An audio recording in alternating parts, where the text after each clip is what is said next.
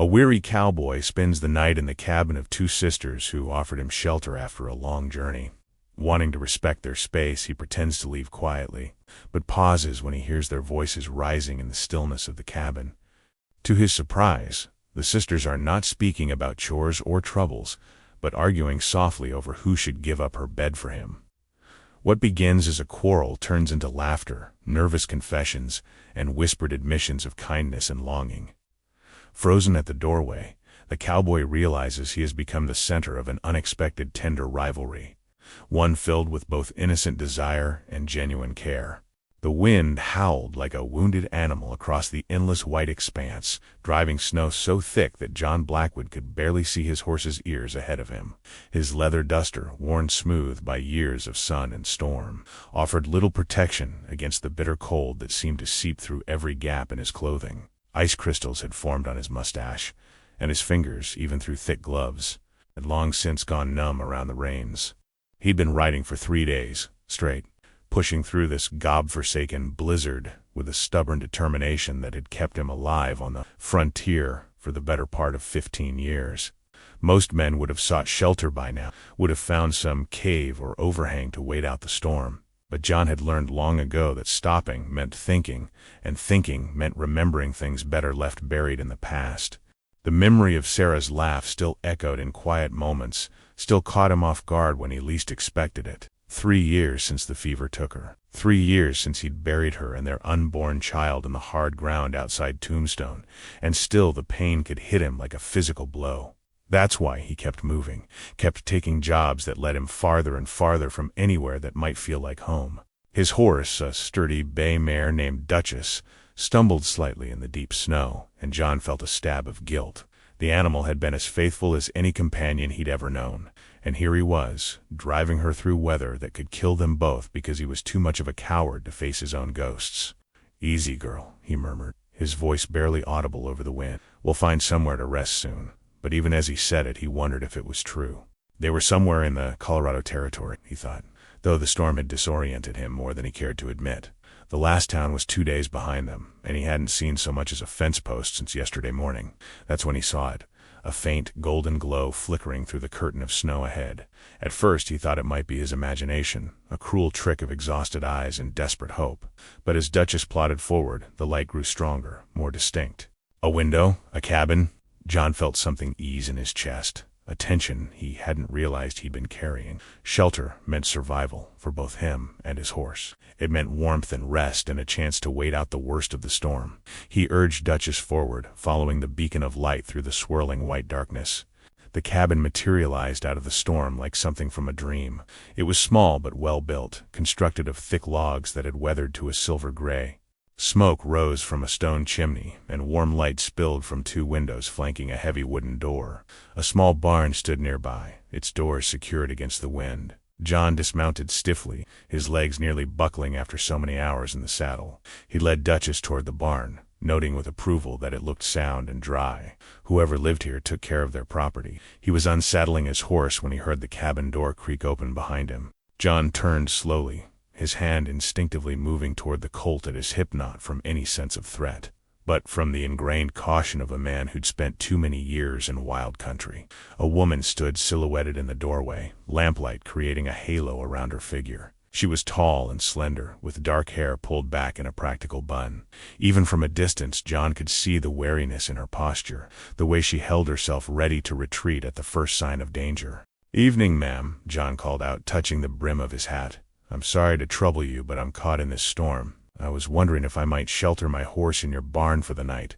The woman stepped forward slightly, and John could see her face more clearly now. She was perhaps 30, with strong features and intelligent eyes that studied him with careful assessment. Pretty, in a quiet, understated way that spoke of inner strength rather than mere beauty. "You're alone?" she asked, her voice carrying clearly across the small distance between them. "Yes, ma'am. Just me and my horse. I can pay for the privilege." She seemed to consider this for a long moment, her gaze taking in his worn but quality gear, the way he held himself with respectful distance. Finally she nodded. "Put your horse in the barn. There's hay and grain in the bins. When you're finished, come to the house. No one should be out in weather like this." Before John could thank her, she disappeared back inside, closing the door against the wind.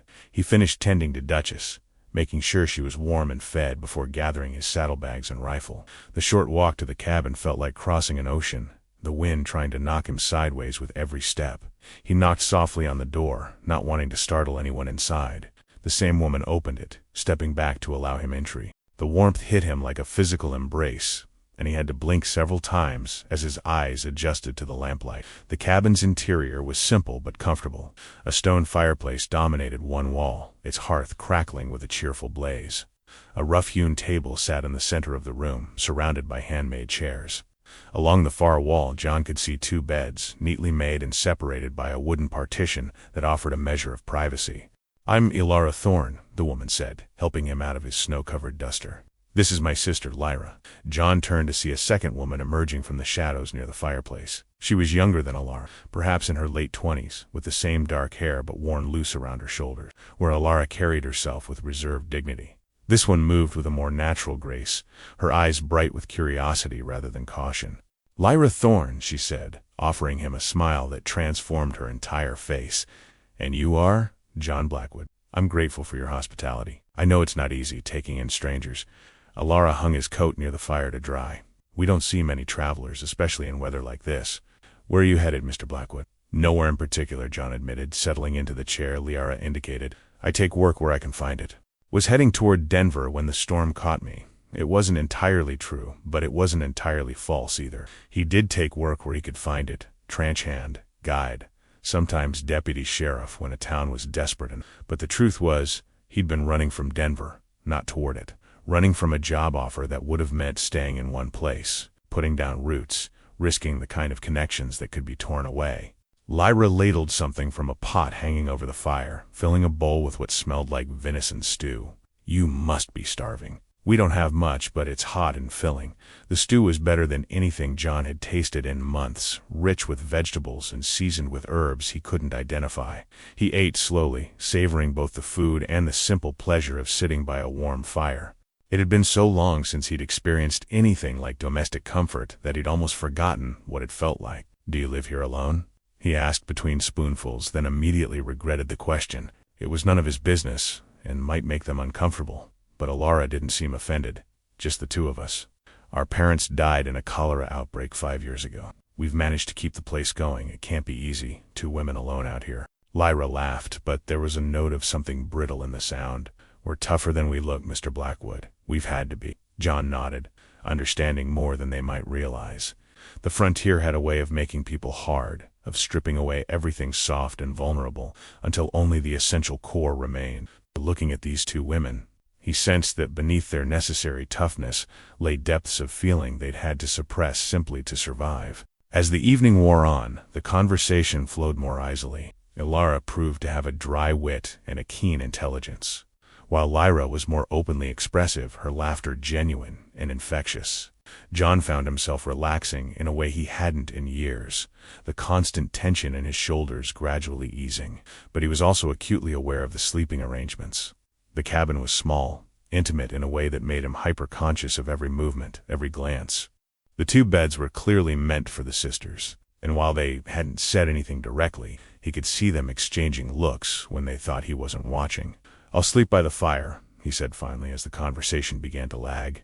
"I've got my bedroll, and I'm used to sleeping rough." "Absolutely not," Ilara said firmly. "It's too cold, even with the fire. You'll freeze." "She's right," Lyra added. "The temperature drops something fierce at night, and that fire won't last till morning." John held up a hand. "I appreciate the concern, but I'll be fine. I've slept in worse conditions." But even as he said it, he could feel the cold creeping in around the edges of the cabin, seeping through gaps in the logs despite the fire's warmth. The storm outside seemed to be intensifying, if that was possible, the wind howling with renewed fury. Ilara and Lyra exchanged another look, some silent communication passing between them. Finally, Ilara sighed. "At least take some extra blankets. And promise you'll wake us if you get too cold." "I promise," John said, though he had no intention of disturbing their sleep for his own comfort. They gave him several thick wool blankets and helped him arrange his bedroll near the hearth. The sisters retired to their respective beds, drawing the curtains around the sleeping area for privacy. John listened to their quiet movements, the soft rustle of clothing being removed and nightgowns being donned, and tried not to think about how long it had been since he'd been in such close proximity to feminine company. He lay awake for a long time, staring at the dying embers and listening to the storm rage outside. The wind seemed to be trying to tear the cabin apart. Occasionally, he could hear the crack of tree branches breaking under the weight of ice and snow. But inside, the cabin felt solid and secure, a haven against the wilderness. Eventually, exhaustion overcame his restless thoughts, and John drifted into an uneasy sleep filled with half-remembered dreams of warmth and companionship and things he'd lost long ago. He woke before dawn, as was his habit. The fire had burned down to glowing coals, and the cabin was cold enough that he could see his breath. Outside, the wind had died to a whisper, but snow was still falling steadily past the window. John rose quietly, careful not to wake the sisters. He rebuilt the fire, adding wood until the flames caught and began to push back the cold. Then he gathered his belongings, moving with the practiced silence of a man accustomed to early departures. He'd learned long ago that it was easier to leave before awkward goodbyes became necessary. The sisters had shown him kindness, had shared their food and shelter when they had no obligation to do so. The least he could do was slip away without imposing further on their hospitality. His coat was dry now, warmed by its night near the fire. John shrugged into it, settling his hat on his head and shouldering his saddlebags. He moved toward the door, his boots silent on the wooden floor. His hand was on the latch when he heard it, a low murmur from behind the curtained sleeping area. John froze, his body going completely still. The voices were soft, barely audible, but unmistakably the sisters talking in hushed tones. He should leave. He knew he should push through the door and walk away, tend to his horse and ride out into the gray dawn. Whatever they were discussing was none of his business. But something in the tone of their voices held him motionless. There was an urgency there, an emotion that made him strain to listen despite himself. "Can't just let him sleep by the fire again," Ilara was saying, her voice tight with some unnamed tension. "It's not right, Lyra." The man was shivering half the night. "I know that," Lyra replied, and John could hear the frustration in her tone. "But what are we supposed to do? There are only 2 beds. He could share mine," Ilara said quietly. "I mean, just for warmth. Nothing improper." There was a pause, and when Lyra spoke again, her voice carried a note John couldn't quite identify. "Your bed? Why yours? Mine's just as warm. Because I'm the elder. It's my responsibility to your responsibility." Lyra's voice rose slightly, then dropped back to a whisper. "Ilara, we both know this isn't about responsibility." John's heart began to beat faster. He knew he should leave, knew that listening to this private conversation was wrong. But his feet seemed rooted to the floor, his hand frozen on the door latch. "What's that supposed to mean?" Ilara asked. But there was something defensive in her tone that suggested she knew exactly what her sister meant. "It means," Lyra said carefully, "that you've been watching him just as much as I have. It means you felt the same thing I did when he smiled at you last night." The silence that followed was so complete that John could hear his own heartbeat thundering in his ears. When Ilara finally spoke, her voice was barely a whisper. "Lyra, we can't." "We shouldn't even be thinking. Why not?" Lyra interrupted. "When was the last time we had a man like him under our roof? When was the last time either of us felt anything?" John closed his eyes, feeling like an intruder on something intensely private. But he couldn't move, couldn't force himself to walk away from the raw honesty in their voices. "It's been 3 years, Ilara said softly. 3 years since Thomas Morrison came through, and even then he barely looked at us," Lyra finished. "Treated us like we were just another stop on his way to somewhere more important. But John's different," Ilara said, and John felt something twist in his chest at the way she said his name. "Did you see how he looked at us? Really looked like he was seeing us as women, not just spinsters keeping house in the middle of nowhere." "I saw," Lyra said, and there was something almost hungry in her voice. "I saw the way his eyes lingered when he thought we weren't watching. I saw how careful he was to be respectful, like he was afraid of overstepping. Maybe that's why I want him in my bed," Ilara admitted, her voice so quiet John had to strain to hear. "Because he's the kind of man who would be gentle, who would make a woman feel precious instead of just ... used." John felt heat flood his face. This was wrong, listening to their private longings, their intimate confessions. But something in their words resonated with his own buried desires, his own carefully suppressed need for connection. "You're not the only one who wants that," Lyra said, and now there was a note of challenge in her voice. "You're not the only one who's been lying awake at night, imagining what it would be like to have someone to hold you, Lyra ... Well, so no, let me say this. You always get to be the responsible one, the one who makes the decisions. But this time, I want something too. I want him to choose my bed. Not because it's proper or responsible, but because he wants to be, because he wants me. The raw vulnerability in Lyra's voice made John's chest ache. He could hear the years of loneliness, the suppressed desires, the fear that she would never be chosen, never be wanted. You think I don't want the same thing? Alara asked, and now there was pain in her voice too. You think I don't lie awake wondering what it would be like to have a man's hands on me, to feel desired instead of just necessary? Then why should you get him just because you're older? Because dub. Alara's voice broke slightly. Because I'm afraid this is my last chance. I'm 32, Lyra. In a few years I'll be past the age when men look at me that way. You're still young, still beautiful. You'll have other chances, will I? Lyra's laugh was bitter. When? We see maybe 3 men a year out here, and most of them are either married or looking for something we can't give. When exactly will I have another chance? John felt something break open in his chest, some carefully constructed wall crumbling under the weight of their shared pain. These women, these beautiful, strong, lonely women, were fighting over him like he was some prize to be won. But underneath their argument he could hear something else, a desperate hunger for connection, for intimacy, for the simple human comfort of being held and desired. Maybe Lyra's voice was hesitant. Maybe we're thinking about this wrong. What do you mean? I mean, maybe it doesn't have to be a choice.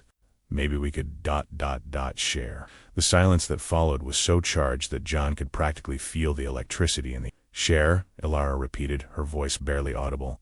Not like not like that, Lyra said quickly. I just mean Maybe we could both spend time with him. Maybe we could both have what we... Lyra, Alara paused. That's not how these things work. How do we know? We've never tried. We've never had the chance to try. Another silence, longer this time. When Alara spoke again, her voice was thoughtful. He'd have to want it too, want us, both of us. Did you see the way he looked at us? Lyra asked. I think he does. I think he's just too much of a gentleman to say anything, or maybe he's not interested in either of us, Alara said, but there was hope in her voice despite the words. There's only one way to find out. John's hand tightened on the door latch. He should leave now before this conversation went any further, before he heard something that would make it impossible to walk away. What are you suggesting? Alara asked. I'm suggesting we ask him, not directly, but we could let him know that he has options, that we're both available. Lyra, we can't just throw ourselves at him. Why not? What do we have to lose? Our dignity? Our reputation? Who's going to know out here? Who's going to judge us? Alara was quiet for a long moment. When she spoke, her voice was so soft John had to lean closer to the curtain to hear. I want him, she admitted. God help me, I want him so badly I can barely think straight. I want to know what it feels like to be desired, to be chosen. I want to feel like a woman again instead of just someone who keeps house and tends chickens. Then let's give ourselves that chance, Lyra said. Let's give him that chance too. Did you see how lonely he looked? How careful he was not to get too close, like he was afraid of wanting something he couldn't have. John closed his eyes, feeling exposed despite the fact that they couldn't see him. Lyra had read him perfectly, had seen through his careful defenses to the loneliness he tried so hard to hide. What if he says no? Alara asked. What if he's horrified by the suggestion? Then he leaves and we go back to the way things were. But what if he says yes? What if he wants us as much as we want him? The possibility hung in the air between them, electric with potential. John could hear his own breathing, could feel his heart hammering against his ribs. I'm scared, Alara whispered. So am I, Lyra admitted. But I'm more scared of spending the rest of my life wondering what might have been. John heard the rustle of bedclothes, the soft sound of bare feet on wooden floors. He should move, should step away from the door, but he was paralyzed by the intensity of what he'd heard. If we do this, Alara said, we do it together. No competition, no jealousy. We share whatever happens. Together, Lyra agreed. John heard them moving around, getting dressed perhaps, preparing to face the day and whatever it might bring. He forced himself to step back from the door, to move quietly toward the fireplace where his bedroll still lay. By the time the curtains parted and the sisters emerged, John was crouched by the fire, apparently just finishing the task of banking the coals. He looked up as they approached, noting the way they moved together, the shared determination in their faces. Good morning, Alara said, her voice steady despite the conversation he'd just overheard. You're up early. Habit, John replied, rising to his feet. I was just getting ready to head out, let you ladies get back to your routine. In this weather. Lyra asked, moving to the window. It's still snowing and the wind's picking up again. John joined her at the window, noting the way she stood just a little closer than necessary, the way her shoulder brushed against his arm. Outside, the world was still white and wild, the storm showing no signs of abating. "I've ridden through worse," he said, but even as he spoke, he could feel his resolve weakening. The warmth of the cabin, the presence of these two remarkable women, the memory of their whispered confessions, it all combined to make the thought of leaving feel like tearing away a part of himself. "Have you?" Ilara asked, moving to stand on his other side. "Or have you just convinced yourself you have because it's easier than staying?" The question hit him like a physical blow, cutting straight to the heart of his John turned to look at her, seeing something in her eyes that made his breath catch. "I don't know what you mean," he said, but the words sounded hollow even to himself. "I think you do," Lyra said softly. "I think you're just as tired of running as we are of being left behind." John looked between them, seeing the hope and fear and desperate courage in their faces. They were offering him something he'd thought was lost forever, a chance at connection, at belonging, at being wanted for who he was rather than what he could provide. "Ladies," he began, but Ilara cut him off with a gentle touch on his arm. "Stay," she said simply. "The storm will pass eventually, but until it does, stay with us." "Both of us," Lyra added, her cheeks flushing pink but her gaze steady. "If you want to." John felt something shift inside him, some long-frozen part of his heart beginning to thaw. He thought of Sarah, of the love he'd lost, and the walls he'd built to protect himself from ever feeling that kind of pain again. But looking at Ilara and Lyra, he realized that walls meant to keep pain out also kept love from getting in. "Want to," he said quietly, the words feeling like a leap off a cliff. "God help me, I want to stay." The smile that spread across Lyra's face was like sunrise after a long night. And when Ilara reached out to take his hand, John felt something he'd thought was dead forever stirring back to life. "Then stay," Ilara said, her fingers intertwining with his. "Stay, and let us show you what it means to be wanted, outside." The storm continued to rage, but inside the small cabin, three lonely souls had found something worth sheltering, each other. John looked at the two women who had somehow seen past his defenses to the man beneath, and for the first time in 3 years, he allowed himself to hope that maybe, just maybe, he'd found his way home. The fire crackled in the hearth, casting dancing shadows on the walls as snow continued to fall outside. But inside, warmth was spreading through the cabin, not just from the flames, but from the tentative, precious connection forming between three people who had been alone too long. John squeezed Ilara's hand and reached out to touch Lyra's cheek, marveling at the softness of her skin. "I don't know how this works," he admitted. "I don't know what comes next." "Neither do we," Lyra said, leaning into his touch. "But maybe that's okay. Maybe we can figure it out together." "Together," Ilara agreed, and in that word, John heard the promise of something he'd never dared to dream of. A future filled with love and laughter and the simple, profound joy of being truly known and accepted. The storm would pass eventually, but what they were building here, in this small cabin in the wilderness, felt strong enough to weather any tempest. And for the first time since Sarah's death, John Blackwood allowed himself to believe that he deserved happiness, deserved love, deserved a second chance at the kind of life he'd thought was lost to him forever.